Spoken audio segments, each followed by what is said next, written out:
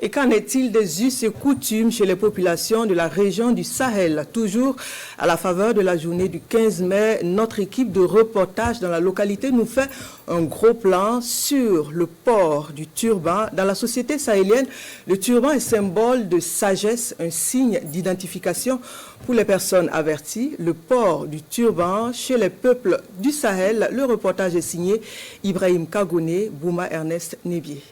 Le turban est une identité culturelle du peuple de la région du Sahel. Quand un Sahélien s'habille très bien, il faut turban d'abord. C'est ça qui lui rend en tout cas arrivé au point.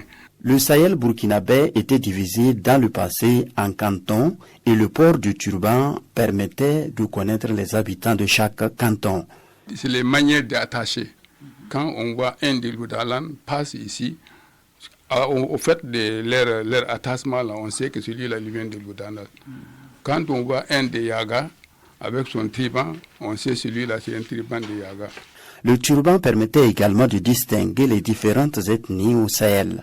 À l'époque, quand vous voyez un Peul dans son turban, vous le reconnaissez.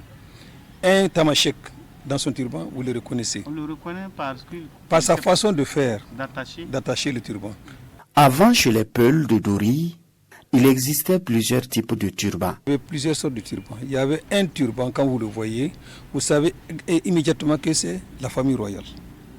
Il y a une méthode, vous savez que ce sont les musulmans et les marabouts. Et il y a d'autres turbans maintenant, c'est les griots, les forgerons et autres qui ont leur turban aussi. Mais chacun, au port du turban, déjà vous savez à qui vous avez affaire. Voilà. Quand par exemple vous voyez un de la famille royale qui porte un turban, d'abord la bande est épaisse et blanche. Et le turban, il est toujours lisse. Et les oreilles sont toujours au dehors. Parce qu'on dit qu'un prince doit savoir écouter. Le marabout, c'est la chose, sauf que chez eux, la plupart du temps, les oreilles sont dedans. Et donc, c'est là la différence. Vous avez des gens qui portent le turban parce qu'ils sont maintenant majeurs, mais là, vous voyez que la bande est mince et l'épaisseur du turban, vraiment, n'est pas grande. Donc, vous voyez que celui-là, il porte un turban parce qu'il est sage, mais il n'est ni de la famille royale, ni de la famille des marabouts. Chez les griots, les turbans sont toujours mélangés la plupart du temps. Vous avez beaucoup de couleurs, il y a le noir et le blanc qui se mélangent. Et même chez les Rimabé, c'est comme ça. Donc à cette façon-là, vous pouvez dire que ça c'est un griot, ça c'est un forgeron, ça c'est la même classe. Bon, là c'est un prince ou bien c'est un marabout. Selon Nassourou Bounti, le turban incarne la sagesse et le peuple qui le porte doit se garder de faire un certain nombre de choses. Le turban n'accepte pas trois choses. Par exemple, si vous portez un turban, vous ne devez plus pleurer. Vous ne devez plus courir, vous ne devez plus danser. Chez les peuples, ce n'est pas normal. Quand tu portes un turban, ça dit que tu es quelqu'un. Quand tu portes un turban, ça dit que maintenant, tu dois être un chef. Un chef ne danse pas chez nous. Un chef ne chante pas chez nous.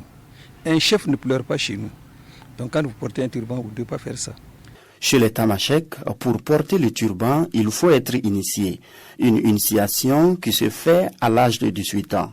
Elle fait l'objet d'une grande cérémonie organisée par les parents du jeune. Le turban ne se porte pas au hasard. Il faut avoir l'âge de maturité. Il faut vraiment avoir l'âge de 18 ans. Là, on te porte le turban. Là, tu es adulte et tu es responsable. Tu dois assumer tes responsabilités. Aussi, chez la femme aussi, c'est pareil. C'est à l'âge de 15 ans. Selon certains, le turban n'a plus sa valeur d'antan. Aujourd'hui, son port est banalisé. Le turban n'est plus rien. Des fois, c'est pour se masquer. Mais ce n'est plus le rôle que le turban jouait avant qu'il joue actuellement. N'importe qui peut le porter, n'importe quand, n'importe comment, et de toutes les couleurs. Voilà, donc vraiment maintenant, il y a beaucoup de turbans. Les gens portent plus de turbans qu'avant. Mais c'est parce qu'il est banalisé. Tout le monde peut le porter. Actuellement, le côté culturel du turban est menacé de disparition. Selon les anciens, beaucoup le portent aujourd'hui pour se protéger contre le vent, la poussière et le soleil. Ils invitent par conséquent les Sahéliens à reconsidérer la valeur culturelle du turban, signe de sagesse et de cohésion sociale.